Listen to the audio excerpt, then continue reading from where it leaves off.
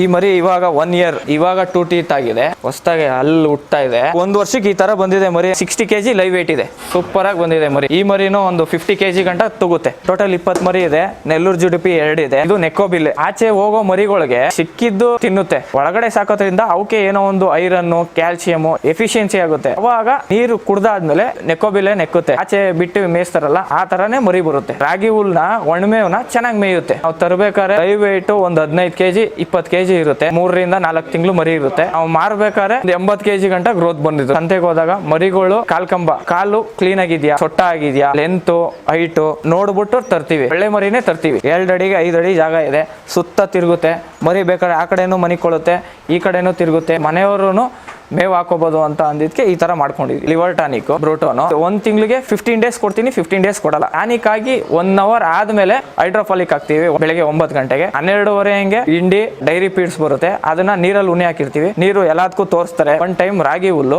ತಿರ್ಗಾ ಸೈಲೇಜ್, ತಿರ್ಗಾ 1 ಟೈಮ್ ರಾಗಿ ಹುಲ್ಲು, ಅದಾದ್ಮೇಲೆ ತಿಂಡಿ. 2 ಟೈಮ್ ರಾಗಿ ಹುಲ್ಲು ಹಾಕ್ತಿವಿ, 1 ಟೈಮ್ ಹೈಡ್ರೋಫಾಲಿಕ್ ಹಾಕ್ತಿವಿ, 1 ಟೈಮ್ ತಿಂಡಿ ಹಾಕ್ತಿವಿ. ಬಕ್ರೀದ್ಗೋಸ್ಕರ ಒಂದು 22 ಮರಿ ಸಾಕಿದೀವಿ. 10 ತಿಂಗಳಿಗೆ ಒಂದು 6 ರಿಂದ 7 ಸಾವಿರ ಖರ್ಚು ಬರುತ್ತೆ. ಮೆಡಿಸನ್ಗೆ ಒಂದು 2 ಸಾವಿರ ಬರುತ್ತೆ. ಟೋಟಲ್ ಒಂದು 10 ಸಾವಿರ ಖರ್ಚು. 6 ಮಂತ್ಸ್ ತರಬೇಕಾದ್ರೆ ಒಂದು 11 ಸಾವಿರ 12 ಸಾವಿರ. ಈ ಮರಿ ನಾವು ತರಬೇಕಾದ್ರೆ 15 ಸಾವಿರ.